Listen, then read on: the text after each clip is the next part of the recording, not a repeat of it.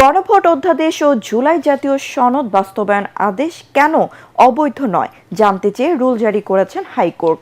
এ বিষয়ে দুটি রিট আবেদনের প্রাথমিক শুনানি শেষে বিচারপতি রাজিক আল জলিল ও বিচারপতি আনোয়ারুল ইসলাম শাহিনের দ্বৈত বেঞ্চ এ রুল জারি করেন। আগামী 4 সপ্তাহের মধ্যে সংশ্লিষ্টদের রুলের জবাব দিতে বলা হয়েছে। জুলাই জাতীয় সনদ বাস্তবায়ন আদেশ এবং গণভোট অধ্যাদেশের বৈধতা চ্যালেঞ্জ করে সুপ্রিম কোর্টের আইনজীবী চৌধুরী মোহাম্মদ রেদওয়ান ই খোদা গত 23 ফেব্রুয়ারি একটি রিট করেন। জুলাই জাতীয় সনদ বাস্তবায়ন আদেশ এবং এর আলোকে সংবিধান সংস্কার পরিষদের সদস্যদের শপথের জন্য গত 16 ফেব্রুয়ারি দেয়া চিঠির বৈধতা চ্যালেঞ্জ করে সুপ্রিম কোর্টের আইনজীবী গাজী মোহাম্মদ মাহবুব আলম গত সপ্তাহে আরেকটি রিট করেন। ব্যারিস্টার জ্যোতির্ময় বড়ুয়া সহ অনেক আইনজীবীগণ হিয়ারিং করে। কোর্ট অত্যন্ত ধৈর্য সহকারে শোনেন এবং রাষ্ট্রের সর্বোচ্চ আইন কর্মকর্তা সম্মানিত attorney general, additional attorney general তাদেরকেও হিয়ারিং শোনেন এবং আরো কয়েকজন আমাদের সুপ্রিম কোর্টের আইনজীবী বন্ধু যারা এই মামলায় এই প্রেয়ারের সঙ্গে একমত নন। যদিও প্রথা নাই রুল ইস্যুর আগে কাউকে শোনা, কিন্তু তবু কোর্ট শুনেছে অ্যাজ এ লিবারাল ভিউ এবং আজকে আদেশের জন্য ছিল।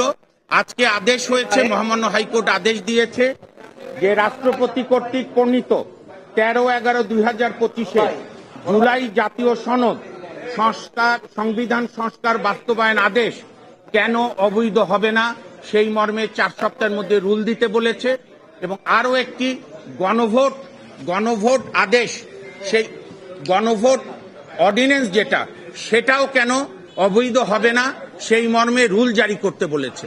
অর্থাৎ এর মধ্য দিয়ে জুলাই বাস্তবায়ন সংস্কার আদেশ এবং গণভোট সুপ্রিম কোর্টের বিচারাধীন বিষয় হয়ে গেল। আমরা আশা করি ঈদের পরে কোর্ট খুললে এইটা চূড়ান্ত শুনানি হবে এবং আমাদের মূল গ্রাউন্ড ছিল যে রাষ্ট্রপতি যে অধিকার বলে অর্ডিন্যান্সটা করেছে গণভোটের, সেটা হচ্ছে আমাদের সংবিধানের 93 অনুচ্ছেদে। সেখানে আছে রাষ্ট্রপতি এমন কোন অর্ডিন্যান্স করতে পারবে না যে বিষয়বস্তু আমাদের সংবিধানে নাই।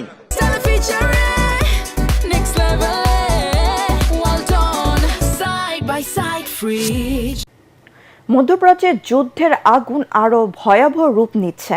সকালে সৌদি আরবের রাজধানী রিয়াদে মার্কিন দূতাবাসে হামলা চালায় ইরান। তেহরানের ক্ষেপণাস্ত্র হামলায় কেঁপে উঠছে ইসরায়েল সহ মধ্যপ্রাচ্যের সব মার্কিন ঘাঁটি। অন্যদিকে ইরান ও লেবাননে বাড়ছে হতাহতের সংখ্যা। মার্কিন প্রেসিডেন্ট ডোনাল্ড ট্রাম্প হুঁশিয়ারি দিয়ে বলেছেন যুক্তরাষ্ট্রের পূর্ণ শক্তিতে আঘাত হানা এখনও বাকি রয়েছে। অন্যদিকে ইরানের পররাষ্ট্রমন্ত্রী আব্বাস আরাগচি বলেন, আর আলোচনা নয়, যুদ্ধ চলবে। সব মিলে মধ্যপ্রাচ্য পরিস্থিতি এখন পূর্ণাঙ্গ আঞ্চলিক যুদ্ধের রূপ নেয়ার দ্বার প্রান্তে। বিস্তারিত জানাচ্ছেন আসিফুর রহমান সাগর।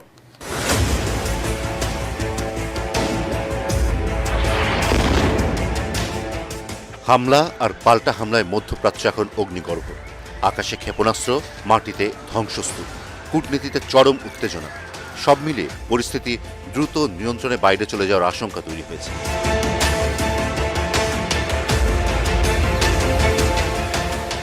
ইরানের চলমান অভিযানে অন্তত 6 মার্কিন সেনা নিহত হয়েছে বলে নিশ্চিত করেছে ইউনাইটেড স্টেটস সেন্ট্রাল কমান্ড। এই প্রাণহানি সংঘাতকে নতুন মাত্রা দিয়েছে। শনিবার যুক্তরাষ্ট্র ও ইসরায়েলের যৌথ হামলার পর থেকেই উত্তেজনা দ্রুত বাড়তে থাকে। মার্কিন প্রেসিডেন্ট ডোনাল্ড ট্রাম্প সতর্ক করে বলেছেন যুক্তরাষ্ট্র এখনও পূর্ণ শক্তিতে আঘাত হানেনি। সবচেয়ে বড় আঘাত এখনো বাকি। প্রয়োজনে স্থলসেনা পাঠানোর বিষয়টিও বিবেচনায় রয়েছে মার্কিন সেনাবাহিনীর। এর পাল্টা জবাবে ঝাঁকে ঝাঁকে ক্ষেপণাস্ত্র ছোঁড়ে ইরান। ইসরায়েল ডিফেন্স ফোর্সেস জানিয়েছে দেশজুড়ে সাইরেন বেজে ওঠে, নাগরিকদের আশ্রয়কেন্দ্রে যেতে বলা হয় এবং আকাশ প্রতিরক্ষা ব্যবস্থা সক্রিয় রেখে ক্ষেপণাস্ত্র প্রতিহত করার চেষ্টা চলছে। তবুও আতঙ্ক ছড়িয়ে পড়ে বিভিন্ন শহরে।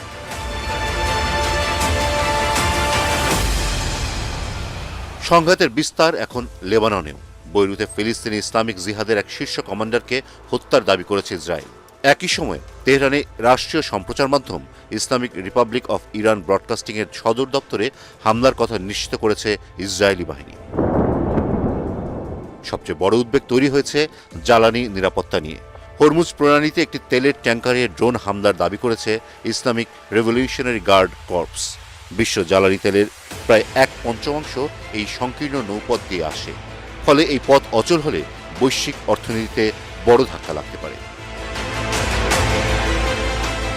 ইরানের পররাষ্ট্রমন্ত্রী আব্বাস আরাগচি অভিযোগ করেছেন, যুক্তরাষ্ট্র আলোচনার সময় হামলা চালিয়েছে, ইরান আর আলোচনায় বসবে না। কূটনৈতিক আলোচনার মাঝেই হামলা চালিয়ে যুক্তরাষ্ট্র বিশ্বাসঘাতকতা করেছে। ইরানের হামলার লক্ষ্য কোনো দেশ নয়, বরং যুক্তরাষ্ট্রের সামরিক ঘাঁটি। অন্যদিকে ন্যাটোর মহাসচিব মার্ক রুত্তে স্পষ্ট জানিয়েছেন, জোট হিসেবে ন্যাটো এই যুদ্ধে জড়াবে না, তবে সদস্য দেশগুলো চাইলে আলাদাভাবে সিদ্ধান্ত নিতে পারে। The NATO defense ministers in Brussels. And as I said to the presser at the end, ক্রমাগত ক্ষেপণাস্ত্র হামলা, বাড়তে থাকা প্রাণহানি এবং তেল রুটে অস্থিরতার মধ্যে মধ্যপ্রাচ্য এখন এক অজানা গন্তব্যের দিকে এগোচ্ছে।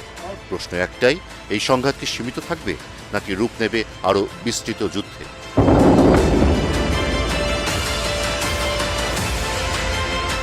আসিফুর রহমান সাগর, ATN বাংলা।